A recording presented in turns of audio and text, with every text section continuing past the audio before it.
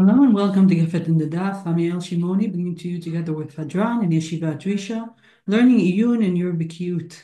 And we've reached Daf Ayin Daled and Daf Yomi on Shabbos, and it's a very, very famous daf, something that many, many, many people know, the big three, the three Averot that a Jew cannot do, and if he's forced to do them, he has to die not to do them. Three transactions. Shalosh Averot. Transgressions, shalosh averot. Now, what people know about this is that these three averot are the only three that you die. All the other averot you have to do and not die. Why? Because it's written, v'chai b'hem v'lo she'yamut b'hem. That's how everybody knows the sugya. What we'll do today, we will learn a very interesting machloket between Rambam and the Tosafot. The Tosafot had a very, very different view of the sugya, a different way of reading the sugya, and we'll touch upon a deep machloket that started many, many years ago and still is with us in a sense today. So I hope you enjoy this limud, even though it's heavy. It is very engaging, I think. And we'll also learn how to use an important tool in our Gemara studies, the Ein Mishpat Neil Mitzvah, how we look in the Rambam and Halakhah through the daf, and also how do we read the Hagaot of Rabbi Akiva Eiger, the big Gaon from the Achronim, who is written along the Dapim of the Gemara, many commentaries which are fascinating to follow. So let's begin.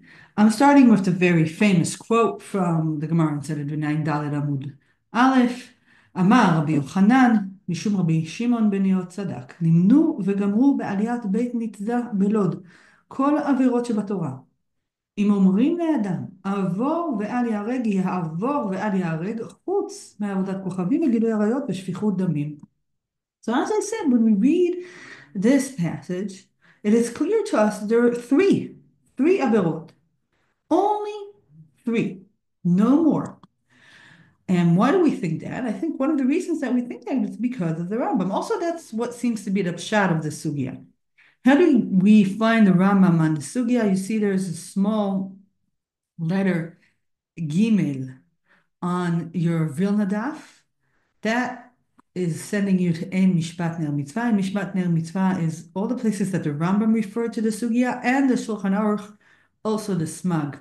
So we'll focus on the Rambam. I'm going to the small Gimel here, and the Gimel says, Maimoniot, Perek Hey, Milchot Yesodei HaTorah, Halakhah Aleph Bet Ve What does it mean, Maimoniot? Maimoniot is Maimonides. Means that we have to open the Mishnah Torah in the fifth parak of Milchot Yesodei HaTorah, Halakhah Aleph Bet. Gimel, and we'll see our sugya there in the Rambam's words. So I'm moving to the Rambam, and we'll focus in the first two halachot, Halakhah Aleph and Halakhah Bet, and let's read closely together. Kol Bet Yisrael, says the Rambam, מצווים על קידוש השם הגדול הזה, שנאמר, ונקדשתי בתוך בני ישראל, ומוזהרים שלא לחללו, שנאמר, לא תחללו שם קודשי. Okay, so the Rambam begins by saying we're all chayav in Kiddush Hashem, and we're not supposed to be mechalel Hashem. Keitzad, how do we mekadesh Hashem? How do we not mechalel Hashem? כשיעמוד עובד כוכבים וינוס את ישראל לעבור על אחת מכל המצוות האמורות בתורה או יהרגנו, יעבור ואל יהרג. שנאמר במצוות אשר יעשה אותם האדם וחי בהם ולא שימות בהם. The Rambam says the biggest way, the way to do Kiddush Hashem is to live, even if you're forced to do an Avera. That's Kiddush Hashem. What happens if you don't follow this halacha and you die? ואם מת ולא עבר, הרי זה מתחייב בנפשו. This is a very, very interesting statement that the Rambam is saying. Let's say somebody forced me to eat pork. It's an Avera. But it's an Avera that's not one of the big three, right? So according to the Rambam, to do Kiddush Hashem, I have to live and eat. What happens if I decide to die? Then, says the Rambam, I'll be chayav benafshi. Even though I'm dead, I'll be chayav up in heaven. They will see me as chayavet benafshi. This is a very, very, very strong statement of the Rambam. Not only that you're supposed to live, if you choose to die, it is a big, big sin. I'm continuing to Halakhah Bet. באמת דברים מרורים בשאר מצוות חוץ מעבודת כוכבים, בגילוי עריות ושפיכות דמים, אבל שלוש עבירות אלו, אם יאמר לו, עבור על אחת מהם או תיהרג, ייהרג ואל יעבור. So the Rambam says, it's true, you have to live, and if you choose to die, you're chayav mita. But with the big three, then you have to die. And he continues here to say exactly when is that situation. Not in all the situations also do you have to die, even with the big three, according to the Rambam. But let's focus on Halakhah Aleph in the beginning of Halakhah Bet. According to the Rambam, this is a closed list. Only three. Only three. Now, let's look at another small strudel on your Vilna daf. This is not a letter. It is a strudel. You see the strudel on the word Yavo? It's like this little round thing with something in it. I call it a strudel. That is a little harder to follow. That's what symbols that you should look at Rabbi Akiva Eiger's commentaries. What are Rabbi Akiva Eiger's commentaries? So first of all, they're called Gilion Hashas. If you look to the left of the daf, and in different Gemara, it can be in other places, just look for beautiful symbol, and behind it, below it, you have the words Gilion Hashas. And there you have commentaries. These commentaries are they're like a game. Okay, he sends you to a different Gemara or Tosafot or a different source and just says, go look there. Think on your own. What is the meaning of the source that I showed you? So, what does Gishon Yassas tell us to go? Iyun Sotah Yud Amud Bet Tosafot Dibur Matchil Noach. So, first of all, I highly recommend always, if you have something by Rabbi Akiva Eiger, try to go, it's like a walk, a stroll. See if you can understand where he sent you, what is the question he's asking, and why is that such a high priority in your learning? Well, it's not such a high priority. It's one way to learn Iyun, but it's because Rabbi Akiva Eiger was really a very, very brilliant scholar. His name is like a synonym to the name of a Gaon. And this method of learning, of just giving you hints and letting you think on your own, always makes the learning more vigorous and interesting. So you should catch up on who he is and try to open up where he sends you. So let's go to Sotah Daf Yud Amud Bet. There, in Masekhet Sotah, the Gemara talks about the story of Judah and Tamar. Let's just review the story shortly so we'll see where the Gemara stands. We know that after the selling of Yosef, Judah felt very bad because he had a big portion in that, and he left his brothers and he married a Canaanite woman, Batshua. He had three children, Onan and Sheila, and his eldest son was married to a woman called Tamar. And then his eldest son was bad in the eyes of God, and God killed him. And his second son was supposed to be Meyabim, to be the father of the unborn children of his brother. But he did not want to do that, and he did not give sperm for his brother's name, and God killed him as well. But Judah thinks there's something wrong with the woman, with Tamar, and he doesn't want her to marry his third child, Sheila. So he tells her, go to your father's house, stay there, and when Sheila grows, I'll have you marry him. And Sheila grows up, and she sees that she is not being married to the third child. So she understands what's happening. She dresses up as a whore, waits for Judah on a side road and seduces him to sleep with her. He thinks she's a whore. He gives her his makel and ptilim, which are like giving somebody your passport to prove that he's the person who slept with her. And he said, I will pay you in return for this, and you'll return the passport to me. And she disappears, and he's left without anything, and he doesn't know what happened. And she goes back to her father's house. And a few months later, people tell Judah, your Kala, your daughter-in-law, is having a baby out of child lock. She's a Zonah. And he says, okay, so you have to burn her. And he sends her out to be burned. And she sends a messenger with the passport, with the makel and ptilim, to Judah, and she tells him, she tells the messenger, tell Judah, the one who this is his, he's the father of the child in my womb. And then Judah sees this and he says, oh, it is me. and he confesses, and two children are born from this, Peretz and Zerach. And Peretz is the father, beginner of the ancestry of David. That's the story. Now here the Gemara asks, והיא שלחה אל חמיה לאמור, לאיש אשר אליה אנוכי ארע, ותימה לי מימר. Rashi explains, the Gemara asks, if she's already sending a messenger with this passport, okay, sending him to Judah, why didn't she tell the messenger the truth? Why didn't she tell the messenger, look, this is Judah's child. Why is she hiding it? Why is she allowing Judah the chance of not confessing and actually risking her life? She could have just, gone to the press, told somebody this is what's happening. She had the proof right there and then. Says the Gemara, Amar Rav Zutra bar Tuvia Amar Rav, ve'amri la Amar Rav Chana bar Bizna Amar Rabbi Shimon Chasida, ve'amri la Amar Rabbi Yochanan b'shum Rabbi Shimon ben Yochai. Excuse me. Notice that the last quote, Rabbi Yochanan b'shum Rabbi Shimon ben Yochai, is a very, very similar reference as we have in our Gemara. In our Gemara, it's Rabbi Yochanan b'shem Rabbi Shimon ben Yotzadek. Here it's Rabbi Yochanan b'shem Rabbi Shimon ben Yochai. נוח לו לאדם שיפיל עצמו לתוך כבשן האש ואל ילבין פני חברו ברבים, מנהלן מתמר. Okay, the Gemara says, from the story of Tamar and Judah, we learned that it's better, it's more comfortable for someone to be thrown into the fire and die than to whiten his colleague's face in public. Okay, usually when we read this Gemara, it's a statement to say that we should really try to keep people's honor, right? It sounds like an agada, a good eitzah that the Gemara gives us. Well, let's look at the Tosafot that Rabbi Akiva Eiger sent us to read. Says the Tosafot, it is more convenient to somebody to fall into the fire.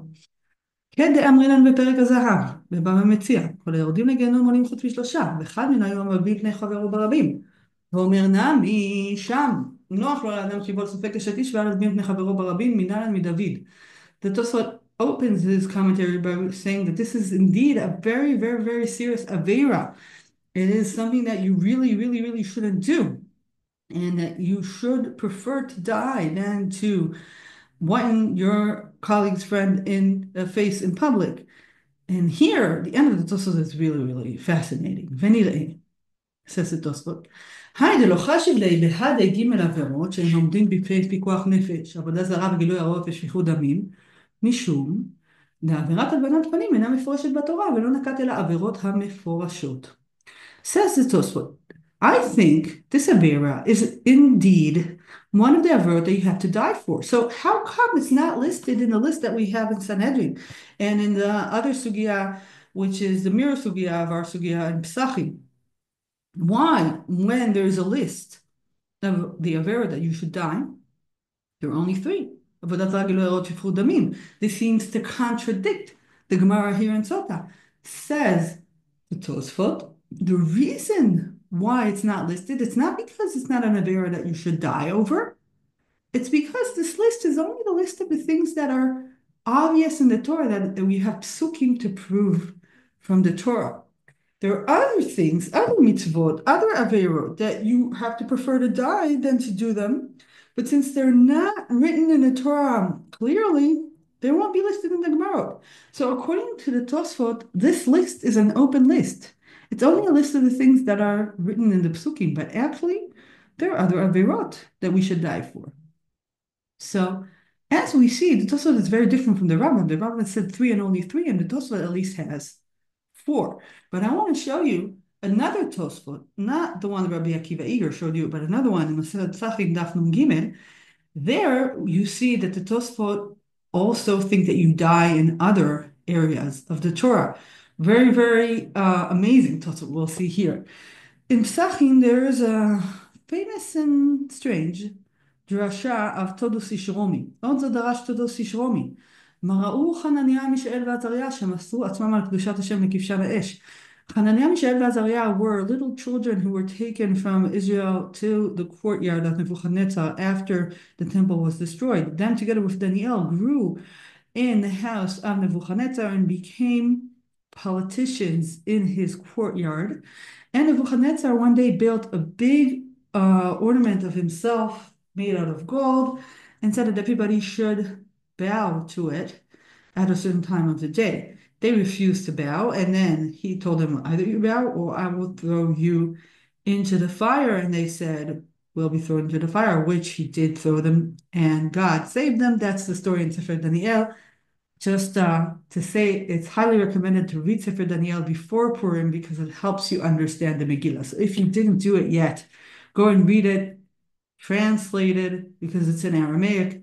These are very, very important stories. At any rate, here, Tolus asks, how do they know that in a situation when they have to choose whether or not to bow to this statue of gold or to be thrown into the fire, how do they know that they have to be thrown into the fire?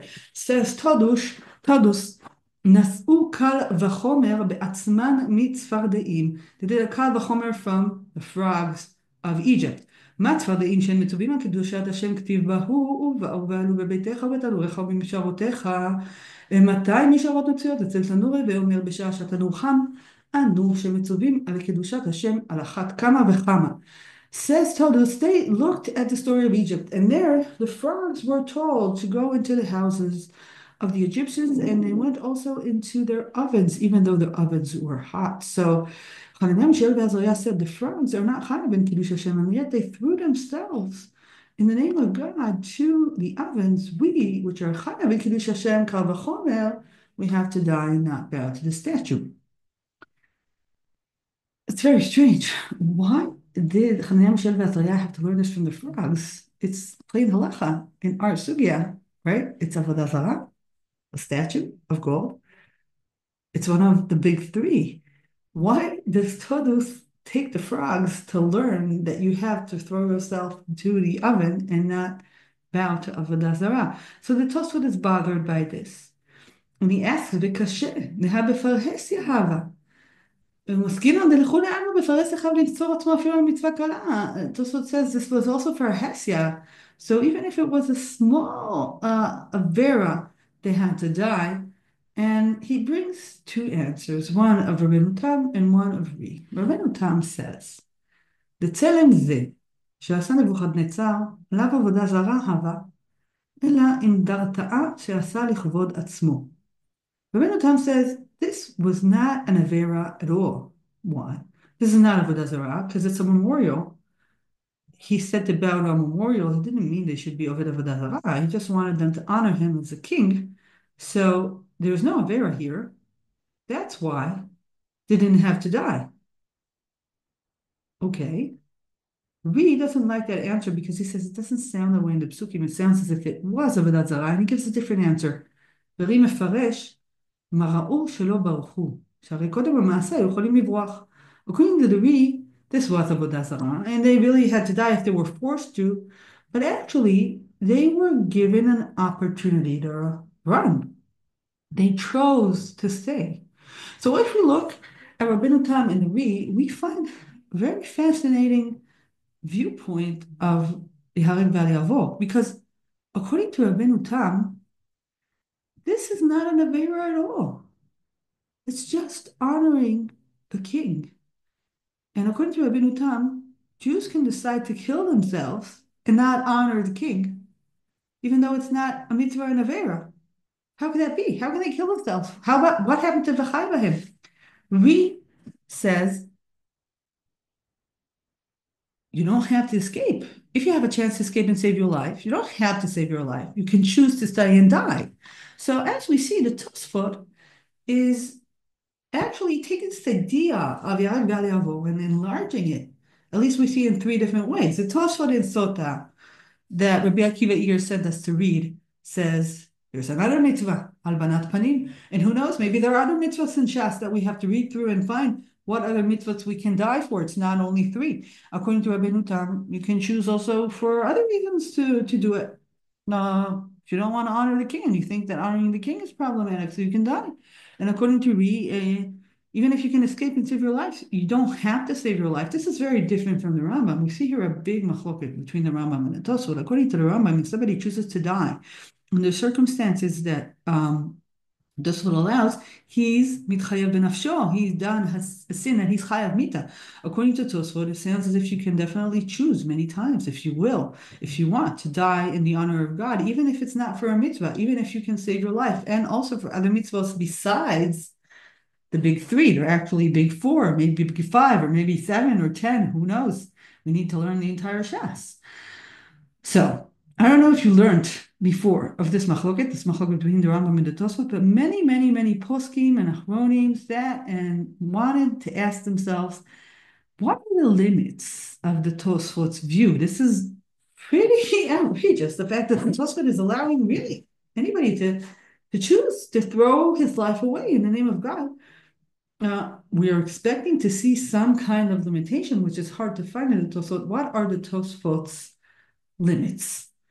So I want to show you 2 different places where this has been addressed, just to give you a bit more information. Definitely, if this is interest of yours, you can read much more and see a lot more. So I went to the Shulchan Aruch and the Bet Yosef, and he showed me a few interesting passages to read. So one of them is the Dimukei Yosef, which is more an older Rishon. Like the Tosafot and the Rambam are in the beginning of Tkufatat Rishonim. Dimukei Yosef is towards the end. And he writes here, sounding like Rambam, but also allowing a taste of Tosafot. Let's see how he does it. Says in Dimukei Yosef, he's on the reef in your Gemara. If you go to the back, you'll find the reef on the sugya, and on him, the Dimukei Yosef's commentary here in Masekhet Sanhedrin. וכל אחד העם יעבור ואל יהרג, אין לו למסור עצמו למיתה על קדושת השם. ואם מסר, הרי זה מתחייב בנפשו. Okay, this is like the Rambam. You're not allowed to kill yourself if it's not for the big 3. And if you do so, you're מתחייב בנפשו. אבל, says the נימוקי יוסף, אם הוא אדם גדול וחסיד ירא שמיים, ורואה שהדור פרוץ בכך, רשאי לקדש השם ולמסור עצמו אפילו על מצווה קלה. כדי שיראו וילמדו ליראה את השם ולאוהבו בכל לבבם. והיינו דאמרינן מר ארוך חננה מישאל בעזרה שהפילו עצמו לכבשן האש, פירוש לא יסתחוו לצלם, שעלילה ועבודה זרה איתה.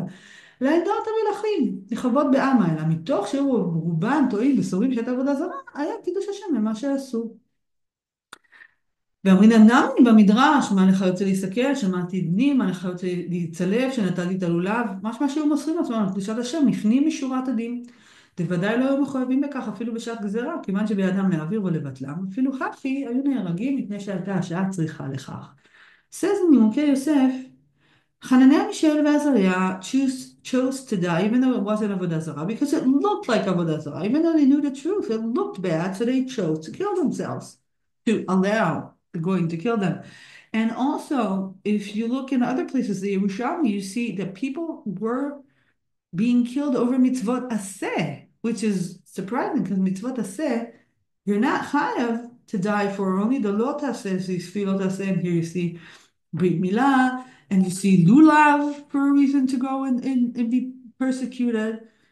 And the Nimukei Yosef says those people who are described in the Gemara as being killed for these mitzvot, it's because they were Adam Gadol Chasid ve'Yerei Shamayim, and they saw that as leaders of a community, they can choose to die because it's a way of educating the public for these mitzvot. So Nimukei Yosef is trying to hold both grounds. The Rambam, for regular people, and for special, important leaders of the community, they can choose to die over other mitzvot as well, which sounds like the Tosafot. So I don't know what you think about what the Nimukei Yosef did. He tried to work with both themes. I don't know if the Rambam would agree with him. It's interesting, but he's really trying to walk between the Tosafot and the Rambam. In the Bet Yosef, he describes a different clash between 2 rabbis. He talks about a story in the Orchot Chaim describing the Crusades, and how in the Crusades there were rabbis who did not only die themselves, but they actually killed young children, babies, because they didn't want to go in to capture them and turn them into Gentiles. And that there were Rabbanim who fought over this. One Rav was killing the babies. The other Rav said, what are you doing? You're chayav mita. Let's see it written here. מכאן מביאים ראיה, שוחטים התינוקות בשעת השמד. ויש אוסרים ומפרשים אך תלמוד לה לומר, אך שאינו יכול להרוג עצמו, חנניה מישאל ועזריה מצאו עצמם ביד אחרים, אבל הם לא פגעו בהם. ומעשה ברב אחד ששחט תינוקות הרבה בשעת השמד, שהרע שיעבירו על דת, והם רב אחר, וכעס עליו, וקראו רוצח, הוא לא חש לדבריו. ואמר הרב המונע, אם כדברי, הרג אותו רב במיתה משונה. וכן היה, שתפסו גויים. So we see here a description of two Rabbanim in Ashkenaz fighting over what do you do in a crusade? Do you kill babies because they might be persecuted and turned into goyim, or do you have them survive? And one is killing the babies, and the other is saying you're a murderer. We see here the clash, big clash between the idea that comes from the Tosafot. I don't think the Tosafot would agree, definitely, with this Rav who's killing the babies. But you can understand this whole venture opens only from the path of the Tosafot. No way can it open up from the door of the Rambam. So I'll try to do a summary of what we saw. We saw the machloket between the Rambam and the Tosafot. The Rambam and the machloket disagree about the scope of Kiddush Hashem. According to the Rambam, it is only the big three, only the big major three. If you do more, you're mitchayev b'nafsho. Tosafot expands the scope despite the attempt to reconcile them. It seems that there is a deep machloket here between them that calls for different paths and different ways of understanding what Kiddush Hashem is in Sha'at Hashmad and in general. And if you have more time, I really recommend now to open for future study the Igeret Hashmad of the Rambam. The Rambam is asked about the Anusim. The Anusim were people who pretended to be Christians, and because of the Inquisition in Spain, but in hiding there were Jews. And the Rambam helps them and thinks that they're okay, that they can still be Jewish, that what they've done does not mean they cannot be Jewish anymore, and he goes against people who are pasking against these people. This is very different than what happened in Ashkenaz. We saw the description in Ashkenaz of rabbis fighting over killing babies in Masekhet Sotah, and in Sfarad you see people who are going into hiding and keeping their Judaism in hiding, and at the same time Befer Hesed are going to church. So I think these tshuvot and the history of Ashkenaz and Sfarad is really connected to this machloket between Rambam and Tosafot. So if you have time, please, B'ezrat Hashem, go read Igeret Hashmad of the Rambam and try to understand more his way of looking at Kiddush Hashem. So this was the Iyun we did, but we also saw an important method. Rabbi Akiva Eiger, those little strudels in the Gemara, highly recommended to go through. Sometimes he sends you into very sophisticated sugya and coaching that you don't understand anything, but many times you can find an interesting Tosafot or sugya which will cause you to think and help you reach different ideas on the sugya that you're learning. So I hope you enjoyed our Gefet today, really dealing with a hard, emotionally and ideally a subject that may be well known, but I think we saw this big machloket between Rambam and Tosafot that not everybody knows about, and I was happy to share this machloket with you. So take care, and I hope to meet you soon again and learn together. להתראות.